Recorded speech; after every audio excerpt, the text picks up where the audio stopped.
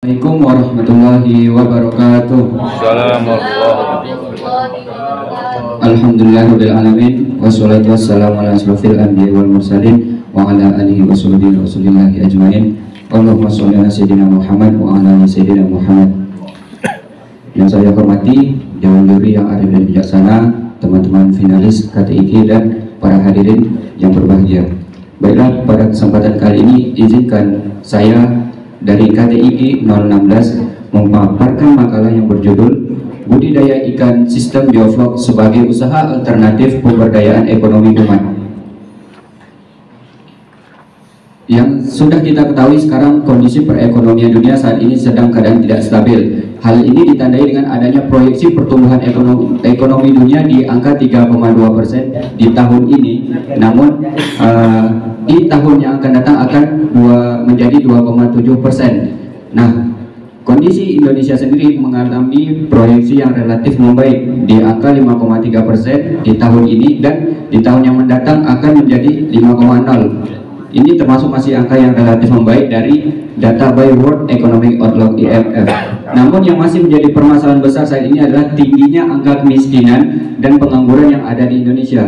Hal ini dibuktikan dengan adanya data dari Badan Pusat Statistik, yang mana persentase penduduk miskin itu pada Maret 2022 sebesar 9,54%, menurun 0,17% terhadap September 2021 dan menurun 0,60 terhadap Maret 2021. Selanjutnya, tingkat pengangguran terbuka juga menunjukkan angka yang relatif tinggi. Agustus 2022 sebesar 5,86, kemudian turun sebesar 0,63% dibandingkan dengan Agustus 2021. Nah, hal ini menyebabkan permasalahan penduduk miskin dan pengangguran itu masih menjadi masalah yang serius yang ada di Indonesia. Maka dari itu penulis memiliki inovasi untuk menawarkan budidaya ikan dengan sistem bioflok sebagai pemberdayaan ekonomi umat. Nah, lanjut, budidaya ikan ini adalah merupakan upaya untuk memperoleh ikan dengan memelihara ikan di tambak, kolam, empang, dan sebagainya dengan campur tangan manusia, yang mana budidaya ini dilakukan untuk memperbanyak jumlah ikan dan memproduksi ikan untuk dipasarkan. Selanjutnya, pemberdayaan ekonomi umat sendiri merupakan upaya untuk meningkatkan taraf kehidupan setiap lapisan masyarakat dari kondisi perekonomian yang saat ini mengalami keterbelakangan. Nah, selanjutnya dalam perspektif Islam sendiri sudah dijelaskan di dalam surat Al-Hasr ayat 7. A'udzubillahi minasyaitonirrajim. Bismillahirrahmanirrahim. Kaila yakuna dulatan bainal aghniya minkum, yang artinya supaya harta itu jangan beredar di antara golongan kaya di antara kamu. Kemudian Allah menjelaskan lagi di dalam surat Az-Zariyat ayat 19. Bismillahirrahmanirrahim. Wa fi amwalihim haqqul lisaili wal mahrum, yang mana artinya adalah dan pada harta benda mereka ada hak orang miskin yang meminta dan orang miskin yang tidak meminta. Nah, selanjutnya di dalam tafsir Ibnu Katsir sendiri dijelaskan kembali oleh hadis yang diriwayatkan oleh Abu Daud oleh Sufyan Ats-Tsauri, yang mana yang berbunyi Bismillahirrahmanirrahim. Lisaili haqqu wa in jaa'a 'ala faras, yang artinya bagi orang yang meminta itu ada hak meskipun ia datang dengan menggunakan kuda. Kemudian, urgensi budidaya ikan sistem bioflok dalam rangka pemberdayaan ekonomi umat. Konsep pemberdayaan sendiri bertujuan untuk menemukan alternatif baru dalam pembangunan masyarakat, sehingga adanya usaha budidaya ikan ini bisa menjadi solusi alternatif, mengingat pentingnya pemberdayaan ekonomi umat itu sendiri, terlebih menggunakan sistem bioflok, karena sistem bioflok ini lebih menguntungkan daripada sistem yang biasanya dipakai adalah sistem konvensional. Di sini saya juga menawarkan solusi beberapa upaya yang bisa dilakukan untuk pemberdayaan ekonomi umat ini melalui budaya ikan sistem bioflok. Yang pertama, kita melakukan sosialisasi budaya ikan dengan sistem bioflok. Sosialisasi ini dilakukan untuk menjelaskan bagaimana teknik pengembangan, perawatan, pemeliharaan, dan pemasaran budidaya ikan tersebut. Yang selanjutnya yang bisa dilakukan adalah memberikan kemudahan akses untuk mendapatkan modal usaha. Lembaga pemerintah pusat maupun daerah setempat bisa membantu dalam perihal modal tersebut. Yang ketiga adalah mengadakan pelatihan cara budidaya ikan dengan sistem bioflok, melakukan pelatihan persiapan media, pembenihan, pemeliharaan, pengelolaan dan penanganan hasil panen. 1 menit lagi. Yang keempat yang bisa kita lakukan adalah melakukan pendampingan dan pembinaan secara periodik. Melakukan pembinaan secara periodik ini untuk meminimalisir kerugian yang ditimbulkan saat permasalahan yang ada dalam budidaya tersebut. Yang ini akan dilakukan oleh para ahli. Yang selanjutnya adalah kelima, memfasilitasi pemasaran hasil budidaya. Jika kebutuhan pasokan dan konsumsi dalam negeri sudah terpenuhi dan melimpah, alangkah baiknya dilakukan eksportir ke luar negeri. Dan yang terakhir adalah memperhatikan prinsip-prinsip muamalah Islam. Prinsip halal dan baik, memanfaatkan potensi alam, tidak menimbulkan kerusakan dan mengharamkan riba. Baiklah, terima kasih. Selanjutnya saya kembalikan kepada Dewan Hakim. Terima kasih, silakan untuk ditanya dari Dewan Hakim.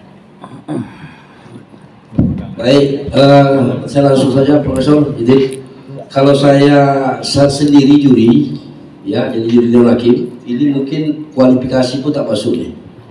Pertama, Anda sedang musabakah atau sedang meneliti?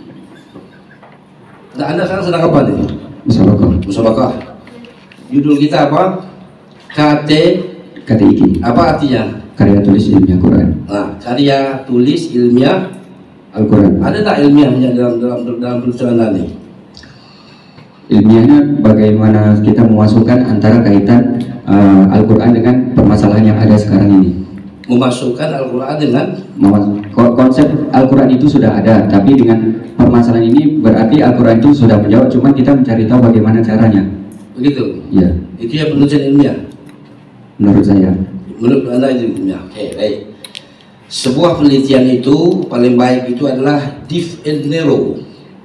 Div and narrow itu seperti yang disampaikan Pak Musa tadi, kalau seandainya tak perlu pakai prolog, epilog, hantu belau segala macam, pakai pengantar aja lah. Kita tahu. Nah, jadi KTIQ ini hanya melihat sesungguhnya ingin kemampuan Anda itu, ya kan, mengantar permasalahan yang sesungguhnya berkaitan dengan Al-Quran yang ada hubungannya dengan ilmiah, itu div and narrow, sehingga kaitan antara sebuah realitas dengan Quran yang sedang kita pertandingkan ini ada. Ini Anda sepertinya Anda ini menjadi seorang ahli, gitu kan. Jadi saya bertanya sekarang ini misalnya, yang umat Anda maksudnya umat apa? Umat Kristen kah? Buddha? Umat Muslim terutama. Umat Muslim ya? Iya. Tapi masuk orang Yahudi masuk juga kan? Ya. Dia kan umat juga ya? Umat beragama yang lain. Nah, ini kan sudah bias jadinya. Itu saya katakan tadi bias. Seharusnya Anda jangan terlalu mengembangkan terlalu ya. Kita hanya sekedar KTIK. Bagaimana Anda memaparkan sebuah ayat, lalu menjelaskan ayat itu, lalu nanti setelah itu mengkaitkan dengan ilmiah dan dengan memperhatikan bagaimana struktur kepenulisan yang bersifat ilmiah. Selesai, ya kan? Jadi saya nyarakan itu nanti. Kemudian saya ingin tanya lagi, metode yang Anda gunakan dalam melakukan penulisan ini apa? Deskriptif kualitatif. Apa itu deskriptif kualitatif? Mendeskripsikan permasalahan yang ada tersebut dengan metode kualitatif, dengan cara studi dari daftar-daftar pustaka yang kita cari. Jadi kalau begitu, Anda memang layak jadi penelitian nih, peneliti vokasi. Jadi nanti sebelum tanding ini buat penelitian pendahuluan dulu gitu. Jadi sekali lagi saya tekankan, karena saya tidak bisa bertanya dengan cara yang begini nih, karena semuanya ini dari segi metodologi penulisan ilmiah, ya, ini semuanya absurd ini.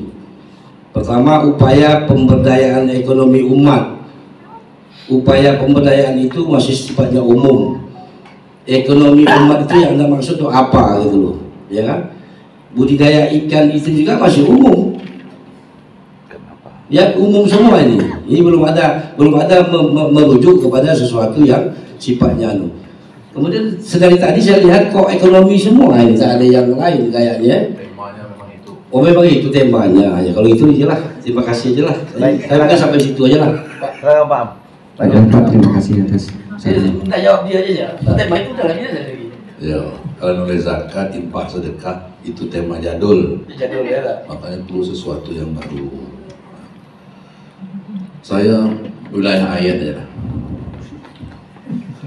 Ayat yang kamu gunakan pertama surat Al-Hasan ayat 7, kemudian surat Az-Zariyat ayat 19. Yang pertama, kai la yakuna dulatan bainal aghniya'i minkum. Dan yang kedua, wa fi amwalihim haqqul lis-sa'ili wal mahrum. Apa kaitannya? Sama ini apa? Agar harta itu tidak berada di kalangan orang kaya di antara mereka. Kemudian di dalam harta mereka ada bagian tertentu yang harus dikeluarkan untuk orang-orang miskin, baik yang meminta-minta ataupun tidak. Di mana relevansinya? Apakah ini relevansinya dengan ikan atau pemberdayaan? Baiklah Pak, terima kasih. Saya akan menjawab. Relevansi dari ayat yang diambil dengan pembahasan ini adalah surat Al-Hasr ayat 7 dan surat Az-Zariyat ayat 19. Karena di sini ayat itu menjelaskan supaya harta itu yang hanya beredar di antara golongan kaya di antara kamu. Karena berdasarkan tafsir yang sudah saya baca dari Ibnu Katsir ini sendiri, banyak ketimpangan distribusi. Ketimpangan distribusi ini, harta yang kaya itu beredar di orang-orang kaya saja. Jadi sehingga orang yang kaya tetap kaya, yang miskin tetap miskin.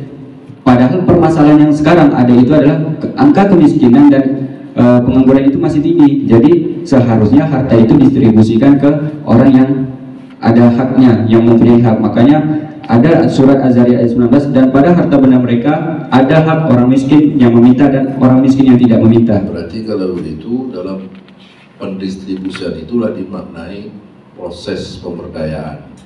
Artinya dengan memberikan modal, gitu, modal kepada masyarakat untuk mengembangkan usaha sehingga perekonomian mereka meningkat. Gitu arahnya. Iya Pak. Nah kalau gitu siapa saja yang berperan dalam proses pemberdayaan ini? Kalau orang miskin itu sendiri dia tak punya modal. Nah, maka itu ada upaya yang kedua, memberikan kemudahan akses untuk mendapatkan modal usaha. Itu bisa dilakukan oleh lembaga pemerintahan pusat ataupun lembaga pemerintahan desa setempat. Konkretnya seperti apa akses mendapatkan modal? Contohnya dari salah satu Kementerian Kelautan dan Perikanan, KLP, itu pernah memberikan bantuan paket bioflok sebanyak 304 paket di tahun 2021 kepada seluruh daerah yang ada di Indonesia. Jadi itu bisa membantu masyarakat untuk memberikan modal usaha tersebut secara langsung. Jadi pemerintahan dalam hal al-aghniyah itu. Jadi yang rakyatnya al-fuqara wal masakin. Nah, itu. Nahnu al-fuqara, anta al-fakir atau ghanib? أو بين الفقراء والمساكين. السؤال الثاني. Jawabannya itu ma'ana bi qori. السؤال الثاني. Oke. Sikit Bro, ada dua perkara yang selalu dilupakan dalam kaitannya ingin mengembangkan sebuah usaha ekonomi. Pertama, persoalan kultur, persoalan sosiologis. Yang kedua, persoalan pasar. Saya tengok dulu ketika hijrah ke Madinah, Abdurrahman bin Auf itu bukan rumah tempat tinggal yang dicari itu, yang dicari pasar. Begitu pasar. Nah, pertama persoalan kultur masyarakat. Orang itu ni lahan ada, memang tendak ada kerja orang. Karena prosentase UNSP itu tak sampai 5% yang buat modal usaha. Semua ada yang beli Honda, ada yang tu antar belanja, ada yang beli laptop. Si pengelola dia penting pengembalian lancar. Satu. Yang kedua pasar. Tadi ada cerita nanas dekat Penampi. Dah panen nanas dia pening nak jual ke mana. Akhirnya nanasnya busuk. Bagaimana pendapat anda? Ini soal terakhir. Dan itu saya balik ke problem. Baik, terima kasih. Saya akan jawab. Untuk akses modal tadi itu bisa dilakukan oleh lembaga pemerintahan.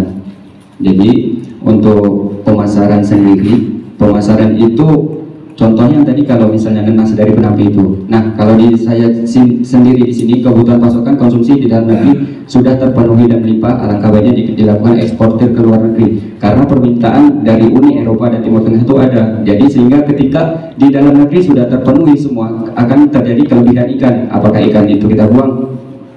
Kan tidak, itu bakal terjadi mubazir. Jadi alangkah baiknya kita eksportir ke luar negeri. Contohnya kalau di Bengkalis tadi bisa kita ekspor ke luar Bengkalis. Contohnya mungkin di Bukit Batu, di Paning atau di Dumai dan sebagainya. Ekspor ke Bukit Batu. Dari Bengkalis diekspor ke Bukit Batu. Mantap. Oke, baik. Ini untuk peserta secara keseluruhan. Nabi pernah berkata, berikanlah satu urusan itu pada orang yang ahlinya. Itu sebetulnya penjelasan umum, walaupun bisa dikhususkan. Dibawa pada konteks hari ini, bahaslah dan tulislah apa yang Anda akan bahas dan tulis, tapi Anda paham bidang Anda, bukan bidang yang bukan bidang Anda, jangan ditulis tak paham. Merayau macam orang yang sedang kehilangan pikiran sehat itu, mengacau-ngacau cakap itu. Tadi ada namanya paket bioflok. Bioflok itu bendanya paket kah atau sistem? Karena tidak tahu. Yang kedua, budidaya ikan, ayatnya kok berbagi-bagi. Padahal ayatnya itu ada di surah Al-Nahl ayat 14 tentang bagaimana memanfaatkan kekayaan alam laut, ikan. Kemudian yang ditanyakan oleh Pak Apa tadi agak sedikit panjang, ini untuk yang lainnya juga. Ini Islamnya ya, ilmu Qurannya di mana nih? Ini budidaya ikan sistem bioflok sebagai usaha alternatif pemberdayaan ekonomi umat. Ini Anda mau sekolah kuliah di Fakultas Perikanan atau mana ini sebenarnya, sedang bikin makalah di sana. Jadi ke depan tolonglah bahas apa yang mau dibahas, tapi kita paham bidang kita, ilmu kita. Kalau kita umpamanya dari orang tarbiyah, lihat pengembangan ekonomi dari ketarbiahan kita, dari dakwah, atau mungkin dari ekonomi, mungkin kuliahnya di Syariah, ambil dari pengembangan ekonominya dari aspek apa. Jangan bercerita tentang kondisi ikan, kondisi kolam, awak tak paham di bidang itu. Oke?